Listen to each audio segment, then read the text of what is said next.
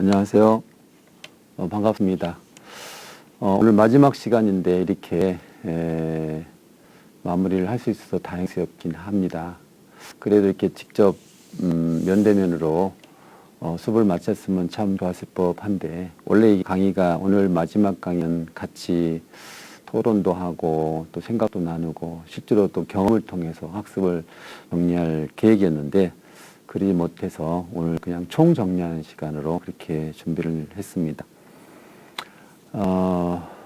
지난 시간 뭐 여러 가지 우여곡절도 많았지만 그래도 이렇게 마무리를 할 수 있는 시간이 되어서 너무 다행스럽고요.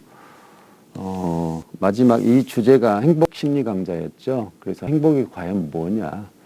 그럼 행복을 알기 위해서 우리가 지금 지난 시간에 쭉 다뤘던 여러 가지 게 있을 겁니다. 기억나시겠죠?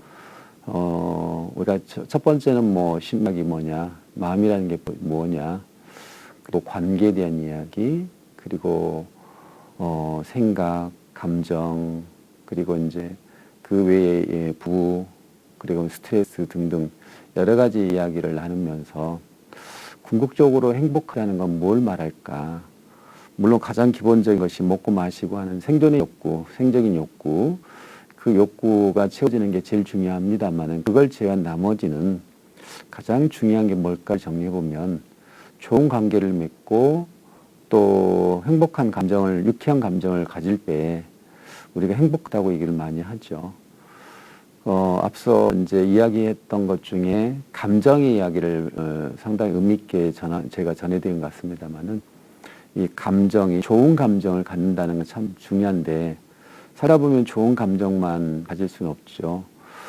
우리가 진정 행복하다고 하는 것은 순간순간 내 감정에 충실하게 느끼고 경험하고 또 그래서 표현할 수 있다면 참 좋은 것 같고요.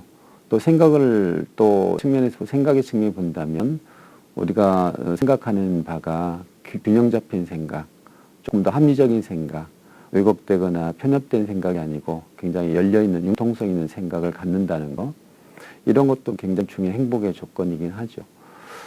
앞 시간에 이제 그 예술에 대한 이야기, 예술 치료, 예술에 대한 측면들을 나누면서 시를 쓰면서 그 시에 함축되어 있는 삶의 의미를 한번 떠올려 보기도 했습니다만은, 결국은 행복이라고 하는 것은 수없이 많은 삶의 경험들을 통해서 희노애락을 느끼고 그 과정에서 말씀드린 대로 적절하게 느끼고 융통성 있고 세상과 같이 함께 교류할 때, 그래서 관계 욕구가 채워지고, 그래서 내가 혼자 세상에 혼자 사는 게 아니고 더불어 함께 사는 그런 경험들을 해 나갈 때 우리가 행복하다고 얘기를 합니다. 그리고 이제 우리는 삶의 사건들을 끝없이 경험하면서 이런 생각과 감정과 그리고 여러 가지 이제 사건들에 대해서 그런 경험을 하다 보면 진짜 본질적인 나가 뭔지 간혹 또 잊어버릴 때가 있죠. 잃어버릴 때가 있죠. 그래서 앞 시간에 이제 진짜 마음챙김이라는 명상을 같이 공부를 했었고요. 단지 바라보기만 하라. 어떤 때는 이제 우리가 세상살이를 하다 보면 그 경험을 통해서 해석하고 느끼고, 물론 제가 말씀드린 대로 편협되지 않는 개방된 그리고 균형 잡힌 그런 생각을 하면서, 또 그러면서도 기쁠 때는 기쁘고 슬플 때는 슬프고 속상할 때는 뭐 화를 낼 수도 있는, 무릇지만 화를 내는 것은 이제 안전한 환경에서 안전하게 화를 내는 것이 중요합니다만은, 그래서 감정을 잘 경험하고 느끼고 생각을 굉장히 그 합리적인 생각을 하면서 살아간다고 하지만, 우리가 완벽한 인간이 아니기 때문에 간혹 그런 생각들이 편협되기도 하고 불필요하게 어떤 특정한 감정에 휘둘려서 고통을 겪기도 하죠. 그런데 그럴 때마다 우리는 삶이 고통스럽다, 불행하다 이런 걸 느낄 수 있죠. 그래서 그 마지막쯤에 정말 진정한 삶의 가치는 무엇인가라고 했을 때, 고통에 빠지지 않는 방법으로 조금 다르게 표현한다면, 누구나 삶의 고통은 있는데 이 고통을 괴로움으로 이어지지 않게 하려면 주어진 삶에 대해서 고통을 단지 바라보고, 그리고 그 고통에 대한 저항보다는 고통을 이제 수용하면서 그럼에도 가장 가치 있는 일에 전념을 하게 되면 우리 삶을 조금 더 온전하게 더 성숙한 삶을 살지 않을까 이런 말씀을 드린 적이 있을 거예요. 그래서 행복이라고 하는 것은 느끼고 생각하고 또 행동하며 살아가면서도 그러면서도 정말 가치 있는 삶을 산다는 거, 그리고 그 가치 있는 삶이라는 것은 평생 서로가 생각할 때 가장 하고 싶은 일, 그리고 의미 있는 일을 한다는 거, 이게 행복으로 나아가는 그런 길이 아닌가 싶기도 합니다. 근데 이제 오늘 이 시간에는 이제 원래 우리 각자가 가지고 있는 삶의 아픔들을 같이 교환하고, 자, 그림을 보시면 우리 내면에 어떤 얽혀있는 감정들을 실컷 풀어내는 그런 시간을 가져보려고 이렇게 이제 준비를 했는데, 일단 그거 넘어가기로 하고요. 다음 장 보시면은 뭐냐면 이제 그 우화가 하나 있습니다. 바늘찾기라는 우화인데요. 이 우화를 함께 이제 읽어보시면서 이게 도대체 뭘 말하는지, 이 우화가 우리에게 주는 메시지가 뭔지 이걸 한번 같이 생각해보는 시간을 가져볼까 합니다. 제가 같이 한번 읽어볼게요. 여러분도 한번 읽어보시고 저도 한번 읽어볼게요. 한 랍비가 길가에서 무언가를 찾고 있었습니다.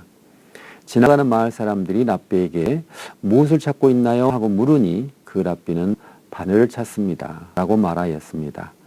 그럼 우리들도 같이 찾아보도록 합시다 하고 여러 명의 마을 사람들이 함께 바늘을 찾았으나 찾지 못하였습니다.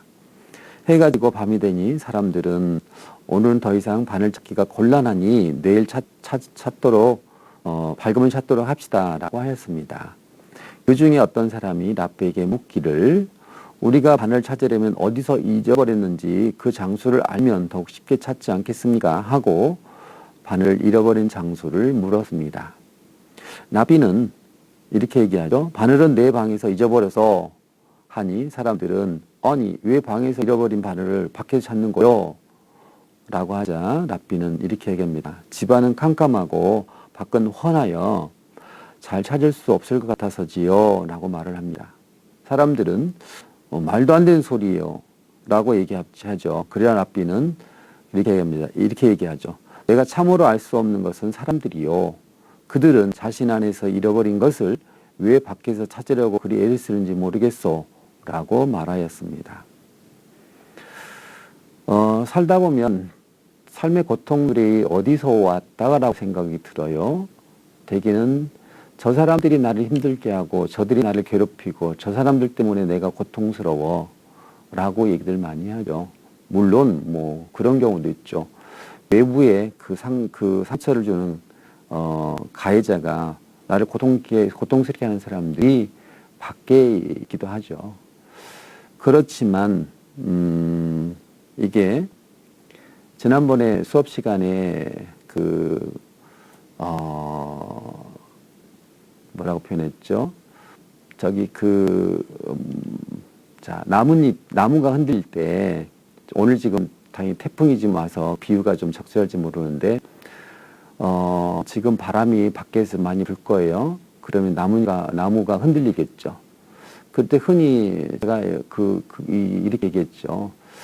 바람이 부니까 나뭇잎이 흔들리는지, 아니면 내 마음이 불어서 나뭇잎이 흔들리는지, 이야기를 그때 수업 시간에 이야기한 적 있죠. 물론 과학적으로 분명하게 설명을 할 수 있는 것은 바람이 부니까 나뭇잎이 흔들리겠죠.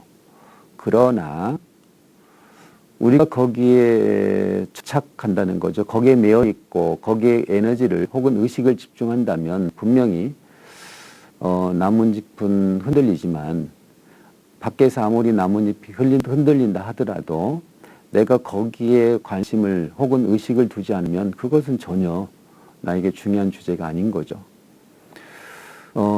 어찌 보면 이것이 오늘 바늘찾기 이야기하고 좀 흡사할지도 모르겠습니다. 우리 삶의 그 고통의 주제를 우리는 대체로 밖에서 많이 찾죠. 당신 때문에, 너 때문에, 이런 끔찍한 사건 때문에, 이러이러한 어떤 그 사실 때문에 라고 그 원인을 밖으로 돌리다 보니 때에 따라서는 이게 진정한 문제 해결보다는 고통을 내가 통제하기보다는 고통을 언제나 밖에서 내가 통제를 당하는, 그래서 나는 그 외부 환경에 지극히 영향을 받을 수밖에 없는 그런 상황에 놓이게 되죠. 그러나 우리가 고통의 그 근원지를 내 안에서 찾고 내게 있다라고 생각을 하면 우리는 얼마든지 통제하고 조절할 수 있다라는 그 비유일 겁니다.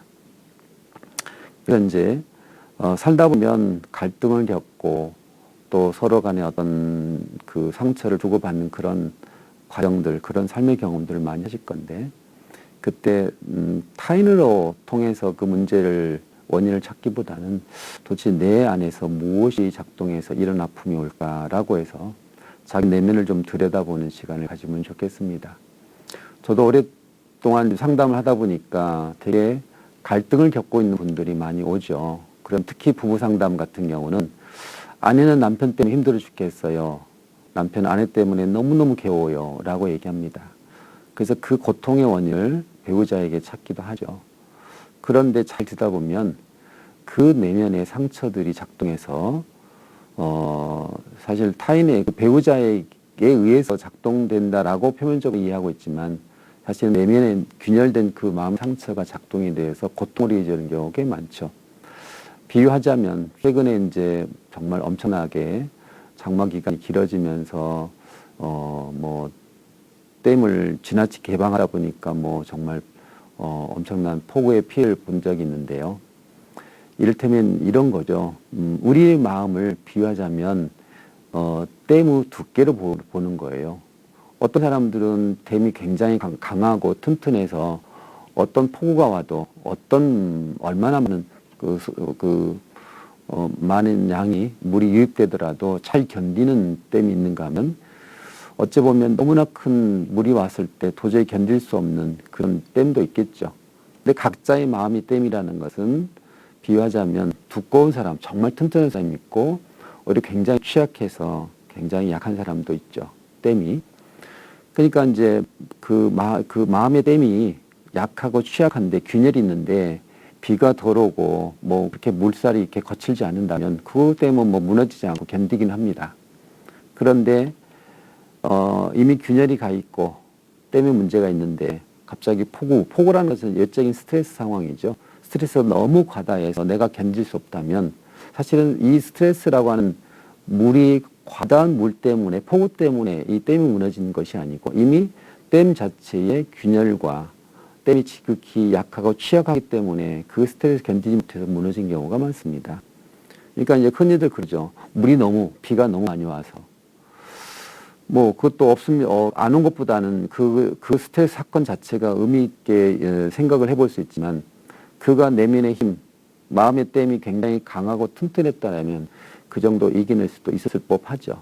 근데 우리는 내 마음의 댐을 먼저 고려하지 않고 너무 당신이 나한테 이런 폭우를 거친 상처를 주어서 내가 이렇게 혼란스럽고 고통스러워라고 얘기하는 경우가 많습니다. 오히려 그것을 밖에서 찾지 말고 내 마음의 댐은 어땠는지, 내 스스로 마음 안에서 균열된 부분은 없었는지 이런 이야기를 한번 생각해 보면 참 좋을 것 같습니다. 그래서 아마 바늘찾기는 그런 우화의 메시지가 담겨 있지 않을까 이렇게 생각을 해봅니다. 자, 오늘 바늘찾기에 대한 우화의 비유 이야기를 잘 이해하셨죠? 일단 여기서 일부 마치고 잠깐 쉬었다가 진행하도록 할게요.